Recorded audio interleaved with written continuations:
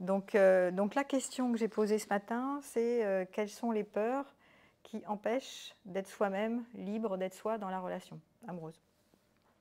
Donc ce que je trouve pertinent, c'est de lister, déjà dans un premier temps, toutes les peurs qui nous habitent. Parce que très souvent, on les pressent, on les vit, mais on les identifie déjà pas très clairement. Alors déjà, s'appuyer sur je sais que c'est cette peur-là qui en général émane de mon passé, hein, que je projette dans mon futur, déjà c'est bien, c'est une première étape. C'est pas suffisant, mais c'est une première étape de répertorier quelle est vraiment la peur qui me bloque et qui m'empêche, qui m'inhibe en fait, qui m'empêche d'être vraiment libre, d'être moi-même. Alors les peurs, on va les lister. Qu'est-ce que vous avez mis? Alors, moi, je peux commencer. Ouais. De devoir assumer la famille, la maison, le travail toute seule. C'était une de mes peurs quand j'étais en couple. Ah oui. Ah bah oui, de tout assumer, avoir tout sur son dos. Ouais, ok. D'avoir des difficultés financières Ouais. quand on se sépare, forcément. Manquer d'argent, hein, donc. Ouais. Et puis la peur de ne pas arriver à retrouver une personne qui me plaise autant que celle avec qui j'ai fait couple et avec qui j'étais en confiance. Donc ça, c'est la peur de ne pas trouver d'abondance. Il n'y aura pas quelqu'un d'aussi chouette pour moi que celui que j'ai connu. Donc c'est la peur d'un futur pauvre, en fait, c'est ça? Pénurie dans le futur. Ok. Et ça, c'est un classique, hein. Je vous signale, ce que tu as dit, la peur de manquer d'argent, la peur de manquer de quelqu'un de soutien, ou la peur de manquer de quelqu'un de chouette, que j'en ai eu un bien là, il était exceptionnel, peut-être il n'y en aura plus. Ça, c'est des grands classiques, hein. Ok, bah merci, parce que ça fait partie des peurs. Qu'est-ce qu'il y a d'autre? Donc moi, j'ai peur en fait de lâcher, de faire confiance à la relation. Parce que pour moi, c'est tout simplement pas possible. Parce que moi... Ah oui, donc je ne peux pas faire confiance. Je ne peux pas faire confiance. Okay, Voilà, la relation amoureuse, affective, c'est trop bien pour être vrai. Et si c'est très bien, c'est que dessous, il y a... Anguille sous roche, je ne peux pas faire confiance à l'autre, aux autres. Je ne peux pas faire confiance à l'autre. Okay. Ça, c'est la blessure de la trahison, hein, je ne sais pas si vous connaissez. C'est ça. Et puis ensuite, donc, ce que je disais tout à l'heure, c'est... pour dire les choses, j'ai peur ou d'être ridicule, ou de le déranger, ou de faire des histoires pour rien, peur de sa réaction. Quelle est la peur qui est derrière? Si j'ai peur d'être ridicule, machin, tout ça, j'ai peur au final, si je ne suis pas à la hauteur, j'ai peur d'être vue comme une mauvaise personne, une personne qui n'est pas adéquate. Hein. Oui, peut-être, voilà. Ça, j'avais pas. Ça qui est derrière. J'étais pas allée jusque-là. Donc vous voyez, quand je parle comme ça, vous voyez comment ça rejoue l'enfance en fait. Hein. J'ai peur de ne pas être à la hauteur, j'ai peur d'être pas adéquate. Donc ça, c'est les problématiques de nous petits, hein, voilà, qui se rejouent. Ok, donc ça c'est intéressant aussi. Ouais, bon, on n'est pas obligé de faire un tour dans l'ordre, hein, mais. Moi j'ai mis, j'ai peur de lui faire mal. De le blesser. De le blesser ou de le contrarier. De le fâcher. Contrarier, mécontenter, fâcher. Et quel est le risque si tu le fâches et que tu le contraries, ou que tu le blesses, qu'est-ce qui se passe derrière ensuite? Ça peut être dur, ça peut être... je sais pas, en fait, mais je pense que j'ai peur que ce soit violent. Oui, il y a peur de la violence. Ça peut être ça. Ouais. Peur de le fâcher, s'il se met à hurler. Voilà, donc vous voyez que c'est des trucs pas très rationnels. Que ce soit de la séparation brutale. Voilà. Donc je m'adapte aussi. Alors ça, c'est peur de perdre.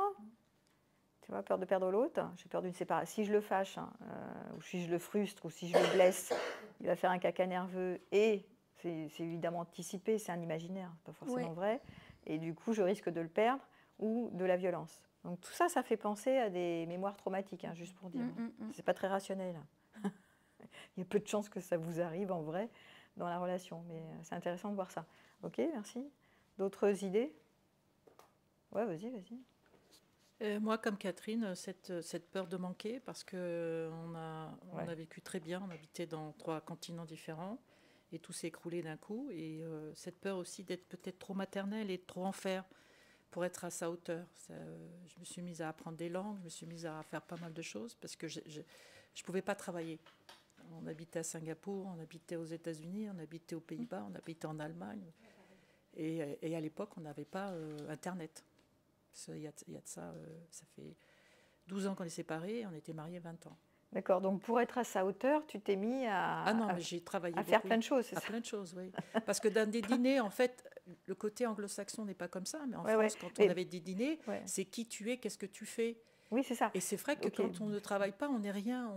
Donc c'est le même truc qu'Hélène, en fait. C'est pour être à la hauteur, voilà. Je dois me forcer à être quelqu'un de bien. Mais c'était enrichissant, c'était une opportunité. J'ai développé beaucoup dans l'art contemporain, dans la musique, parce que il fallait que je m'assume, parce que.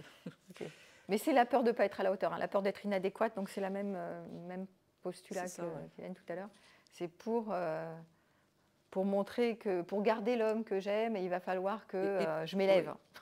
Et oui, on avait des dîners avec des grands avocats, et quand je voyais les femmes disent mais qu'est-ce que vous faites vous? Il fallait que je me présente autrement. Donc j'ai réussi. Super. Juste pour dire que, de nouveau, ça renvoie à l'enfance. Hein. C'est l'enfant qui veut grimper, réussir pour être adéquate, parce qu'il ne se sent pas assez adéquate. Donc, pour garder l'amour, pour garder l'attachement, pour garder l'approbation, je dois m'élever, je dois faire mieux, je dois faire des efforts, je dois... Voilà, cette affaire-là. Et j'essayais de me sentir différente par rapport... Bon, maman est espagnole, papa est portugais, donc je vivais en France. Et je voulais toujours faire plus pour être, en fait... C'est ça, c'est la même histoire. Ouais. Ça se rejoue. Donc ici, on va voir le message contraignant. Je dois faire des efforts pour être aimée. D'accord ? Donc ça, vous pouvez le noter, parce que ça fait partie des stratégies ensuite qui sont mises en place et qui ne vont pas vous aider dans la relation. Hein, si vous êtes toujours en train de forcer, en train de vous pousser, en train de... J'en fais plus. Hein. Oui, mais c'est intéressant de voir des fois...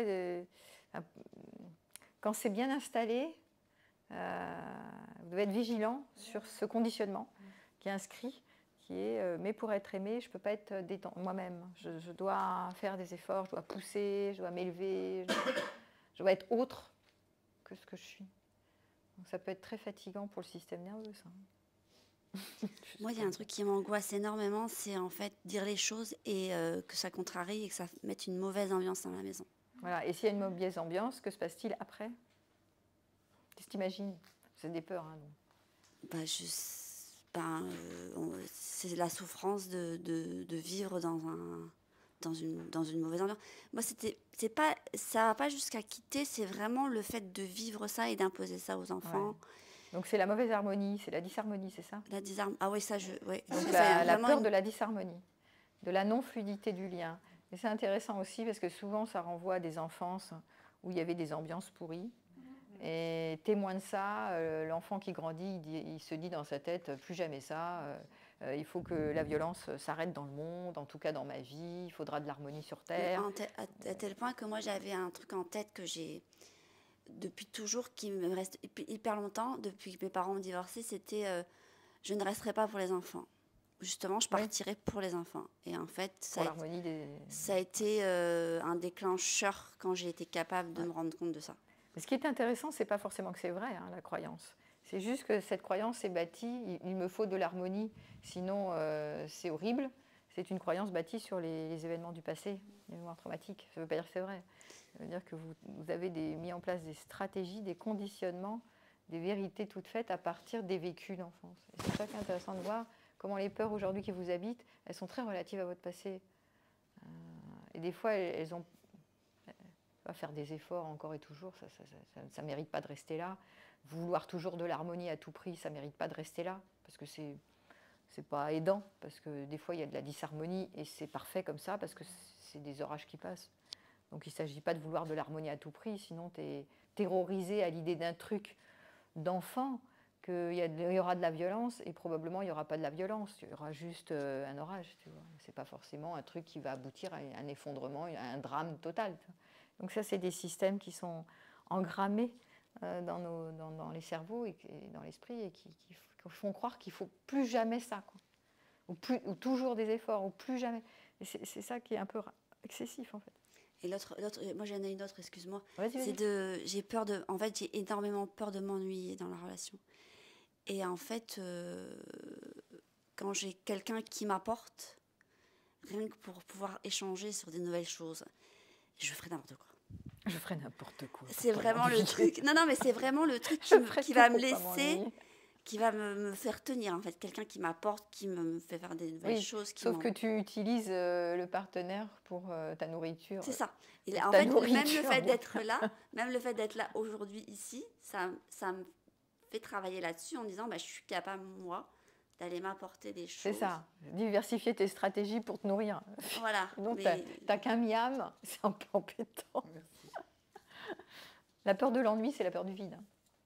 C'est La peur du vide, la peur de l'ennui. Ah ouais. C'est la peur de la solitude vide. Ah oui. Bah oui, si tu t'ennuies, c'est-à-dire que quand tu as un peu de silence, d'un coup, tu es là en mode panique. Mon Dieu, que se passe-t-il? Il ne se passe plus rien. Le néant.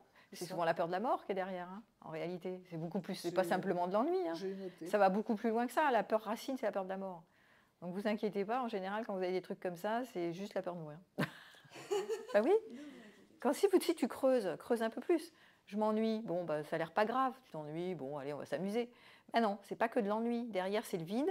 Le vide, c'est la panique. Et c'est cette espèce de vide sidéral sur lequel on arrive, où on se sent complètement séparé, et que c'est presque la mort, quoi. C'est la fin, le néant, c'est la vacuité, c'est existentiel, cette affaire. Donc, il va falloir, à un moment donné, apprivoiser cette affaire, au lieu de fuir l'ennui ou de prendre un miam unique qui est un partenaire amoureux pour te nourrir, ce qui peut être sympathique, mais ça ne va pas régler tout le problème qui est derrière. Ça va revenir sans arrêt, parce que le vide, il va revenir la nuit, ou je ne sais pas, dès qu'il y a quelqu'un qui ne te parle pas ou qui ne te prend pas dans les bras, ça va tôt ou tard revenir. Donc c'est des choses qui sont intéressantes à examiner de près, en fait. C'est pour ça qu'on les soulève. Justement, peur que ça ne revienne pas. Oui, que ça ne revienne pas quoi? Comment? Que l'ennui ne revienne pas? Non, que voilà, être prise dans les bras. Oui, la peur du manque, ça. Là, la prise dans les bras, c'est la peur du manque de contact et de tendresse et d'affection. Et ça a aussi sa place en tant qu'être humain, parce que ce sont des besoins qui sont légitimes, si tu veux. Donc la question qui va se poser, c'est je suis en pénurie en ce moment, j'ai pas ma dose, comment je vais, où et comment et avec qui je vais trouver ça? Donc là, ça va t'obliger à trouver des ressources pour ne pas rester en pénurie. Voilà. Alors moi, j'ai noté peur d'être seule. C'est une immense peur. Ouais, je pense que c'est ça. Peur de ne plus partager, peur de m'ennuyer, je vais noter. Ah, tu vois. Plus partager aussi, c'est seul. Hein. Peur d'avoir ce vide intérieur terrible. C'est ça. C'est ça. Peur de ne plus entendre des mots d'amour. Peur de ne plus être aimé. Ouais. C'est en boucle. Donc moi, sur l'aspect financier, je suis pas très... Mais enfin, c'est pas quelqu'un qui m'apporte beaucoup, donc je m'assume complètement. Ouais, c'est la peur de manquer d'amour pour toi ou la peur d'être dans le vide. C'est uniquement ça. Solitude et manquer d'amour. Que si tu te retrouves seul, tu vas manquer de contact, d'échange verbal, d'amitié, de machin, tout ça. Ça, c'est ta peur fondamentale. Énorme. Ok. Donc, vous voyez, vous avez tous des endroits où l'enfant en vous s'effraie. À l'idée que. À l'idée que. Au point de supporter des choses... oui, mais parce que c'est normal, parce que si tu veux, les mémoires du passé qui ont fait que tu as dû traverser des zones comme ça, où il y avait cette solitude qui était ingérable, te fait croire que dans le futur, à l'idée que ceci te manque, c'est ingérable de nouveau. Mais tu vois, donc c'est pas rationnel. Cette parenthèse, mais je l'ai testé, puisque quand je le quitte, ouais. c'est moi qui le quitte. Et après, mais oui, je suis tellement dans ce vide ça. Que j'y retourne, alors que ça m'a donné de la tension. Moi, j'avais une tension tout à fait normale, voire basse. Je me suis quand même fait un 23 de tension. Depuis, je suis avec des hypotenseurs. Enfin bon, j'ai des troubles énormes physiques. Quoi. Parce que c'est ce Mon vide. Corps me parle, me dit stop, tu es dans le... Oui. Et je continue. Et pourtant, mais c'est ce vide. Là, on reviendra la solitude de l'empereur. Comment trouver pour toi en tout cas, des pistes pour arrêter de de t'effrayer, hein, que l'enfant intérieur s'effraie dans ces moments, qu'il y ait la panique qui arrive dans les moments de vide, soit quand tu les vis, soit quand tu les imagines. Parce que c'est à l'idée que, donc il y a de la panique qui arrive, tu vois. On va trouver des idées. Moi, c'est même pas que je les imagine, c'est que je les ai vécues pour l'avoir quitté à plusieurs reprises. Et c'est... j'étouffe, quoi. Oui, c'est ça. On reviendra là-dessus, on fera travailler là-dessus.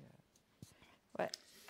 Donc moi j'avais noté la peur de la perte de l'être aimé, enfin de perdre l'autre, la peur de ne pas être aimé aussi. Oui, et si tu le perds, l'autre, que se passe-t-il? Qu'est-ce que tu imagines qui se passe si tu le perds? Que d'une certaine manière, tout ce que j'avais imaginé, le projet, c'est cool comme un château projet de cartes, couple, voilà, le projet couple le projet merveilleux, couple, voilà, tout à fait, tombe en l'air. Voilà, que tout disparaisse, que je me perde là-dedans et qu'effectivement il n'existe plus rien, quoi.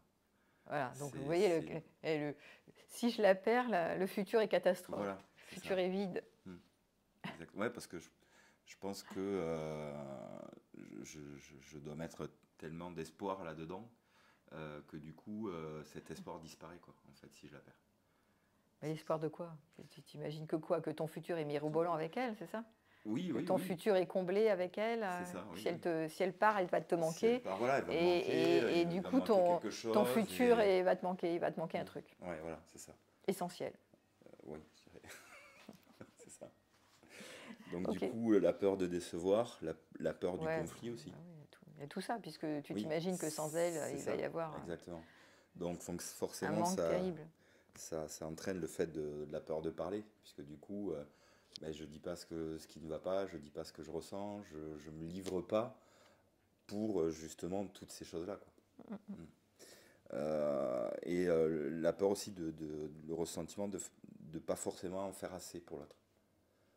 Ok, bah oui, ça va avec. C'est la peur qu'elle va te manquer. C'est ça. Donc tu vas faire des efforts et tout. Ok, te taire, faire des efforts. Ça, c'est les stratégies pour éviter que le pire n'arrive. Oui. Ok. Donc vous voyez les conséquences lourdes d'avoir des peurs qui sont des peurs de notre enfant intérieur, hein, qui souvent sont irrationnelles. Parce que quelque part, à un niveau rationnel, vous savez très bien, comme moi, que si l'autre part, enfin, j'imagine que vous le savez, il n'y a pas de drame en fait. Hein. C'est le drame imaginaire. Je vais manquer ça va être une catastrophe sans mon couple, etc.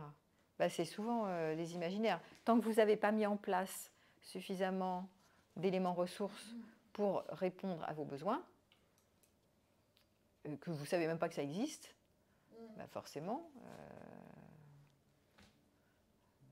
vous êtes sûr que ce que vous croyez, c'est vrai. Elle va me manquer et je vais être en pénurie et je vais m'ennuyer, ou je vais être dans le vide, ou la vie ne va pas être chouette, ou je ne vais pas être comblé, ou je ne vais pas être complet, ou je ne sais pas quoi, plein de trucs qui vont faire croire dans l'instant à votre enfant intérieur qu'il y a du danger, en fait, que c'est grave, il va y avoir un drame.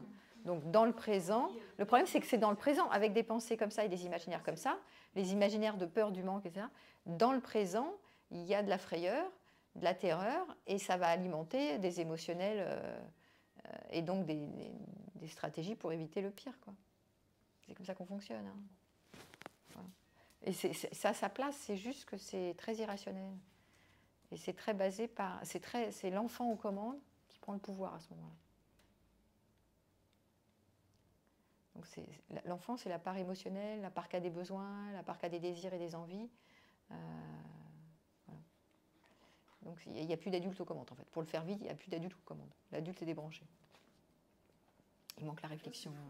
Ben oui, mais c'est pour ça. Et ces peurs de l'enfant sont basées sur des mémoires, des expériences vécues, soit avec vos partenaires d'avant, soit dans l'enfance. Donc c'est pour ça qu'il y a de la terreur presque, c'est de la panique, c'est très émotionnel en fait. Hein. C'est des fois complètement physiologique, émotionnel, ça prend dans le corps. Et même vous êtes débordé, vous ne savez même pas pourquoi, c'est quoi, c'est irrationnel presque. Et donc ça, c'est vraiment des mémoires. Mémoire du passé, projection dans l'avenir. Et ce qu'on fait ici, c'est d'identifier quelle est la peur qui est derrière, la peur de l'enfant intérieur, qui est une part de vous, et que l'adulte est débranché à ce moment-là. Il n'y a plus de raisonnement possible. C'est juste la peur qui prend le pas. Cette peur fait supporter des tas de choses, quoi. C'est impensable, quoi. Ouais, c'est comme ça. Ouais. Ces peurs prennent le pas. possèdent en fait. Vous possèdent, possèdent le champ et elles sont irrationnelles. Véritablement, pour certains, j'entends qu'il y a vraiment des relations amoureuses fortes. Personnellement, ce n'est pas le cas. Donc c'est encore plus curieux, quoi, de supporter, de rester dans non, c'est notre enfant. Oui, mais parce que ton enfant intérieur, quand il est persuadé qu'il va y avoir un drame, si et seulement si, il n'y a pas ceci, il n'y a pas de tendresse, il n'y a pas de ceci, il n'y a pas de cela, c'est la vérité de l'instant. La panique, elle est là. Donc dans l'instant, l'enfant prend le pouvoir sur vous et il n'y a que ça. Il n'y a pas d'autre, il n'y a pas d'analyse, il n'y a pas de réflexion, il n'y a pas de distance, il n'y a pas de pas de côté. Il y a juste ça qui est présent et l'émotionnel prend tout le pas. Donc c'est normal que ça existe, ça arrive, ceci arrive, mais c'est juste pas la réalité. Il n'y a pas de danger, il n'y a pas de manque dans le futur n'existe pas, il n'y a pas d'adulte aux commandes. Et tant que vous n'avez pas appris à mettre ce qu'on fera après, un adulte qui après la séquence de débordement émotionnel, revient au raisonnement, au réel et à cette compétence de pouvoir vous délivrer de ses peurs. C'est des croyances, c'est des peurs, c'est des trucs qui n'existent nulle part, c'est juste dans la tête. Donc il n'y a pas tellement de réel de ça. Et à voir comment vous pouvez répondre à vos besoins les uns derrière les autres. Donc à ce moment-là, ces peurs s'atténuent. C'est-à-dire c'est comme si tu vois un monstre et à un moment donné, tu dis « Ah, mais c'est une farce, c'est quoi ce monstre? Ça n'existe pas, c'est un monstre !» Donc tu le vois apparaître, mais tu n'y crois plus, quoi. Il apparaît 5 minutes, puis après tu te dis « Bon, allez, le monstre... » Voilà. Et on verra tout au long de ces 2 jours comment tu peux te débarrasser de ces monstres. Ok, France, tu veux dire quelque chose? Alors, qu'est-ce que j'ai marqué? Alors, peur de prendre la responsabilité de l'autre. De dire En général, je me sens trop responsable, je fais trop de choses. Qu'il aille bien? Responsable de son bonheur? Voilà, je prends trop sur moi, quoi. Mais pour qu'il fasse quoi? Quelque chose qu'il aille bien dans sa vie, que ça soit une réussite, que quoi? Tu veux lui sauver la vie? Tu veux quoi? Pourquoi tu le prends en charge? Alors, je rencontre des gens très indépendants, mais moi, je rajoute que... je ne sais pas quoi dire. Côté maternel? Ouais, voilà. Côté voilà, sauveur. Ce côté-là, ouais. Le côté sauveur. J'ai envie de lui faire un truc pour qu'il aille bien, c'est ça? Voilà. Pour qu'il se sente bien. Pour qu'il se sente Oui, bien. c'est ça. Oui, c'est ça, c'est le côté sauveur. C'est le côté altruiste. J'ai envie qu'il aille bien, j'ai envie qu'il soit cocooné, j'ai envie qu'il soit heureux, j'ai envie que grâce à moi, voilà. Il aille bien, grâce à moi, grâce à moi, oui, c'est ça. Ouais, grâce à moi, j'ai le pouvoir, moi. Donc pendant ce temps-là, je m'éteins. Oui, c'est le côté sauveur, ça. Le côté sauveur, c'est ton côté sauveur. Et du coup, c'est une manière de ne pas être soi-même dans la relation, puisque tu t'oublies. Tu fais passer l'autre avant toi. Voilà. Et la peur de sa colère aussi, moi on en a déjà parlé. Hein. Voilà. De décevoir et d'être déçu. Et puis la peur de disparaître. Ouais, ça c'est vraiment les trucs d'enfant, c'est vraiment la dissolution du moi. Que si et tu pourrais disparaître parce qu'il est violent, parce que quoi? Parce que je me perds complètement, quoi. Tu te perds en étant sauveuse, en étant... en faisant toutes les conneries, oui. En faisant trop Voilà, en n'étant plus moi-même, en me coupant de mes ressentis, en me faisant faire des choses, n'importe quoi. Enfin, moi, c'est ce que j'ai Les conduites dangereuses, ouais, en faisant je fais n'importe quoi, tu vois. L'autre me demande un truc. J'y vais. Je prends ma voiture, je fonce, je vais le rejoindre dans la nuit. Non, mais tu vois, j'ai pu faire des choses, n'importe quoi. Dépasser tes limites. Ouais. Ok, donc ça c'est la peur de se perdre soi, de m'oublier moi dans la relation et de dépasser mes limites qui sont saines pour moi. Des choses qui me font du bien et que je sais que j'arrête de me faire du bien, de m'occuper de moi parce que je fais passer la relation avant toute chose. Voilà. Pas perdre. Ouais, ok. Ouais. Parce que j'avais fait une conférence sur les conduites dangereuses. Hein. C'est comment je me mets en danger dans la relation. Tu veux rajouter quelque chose ou pas?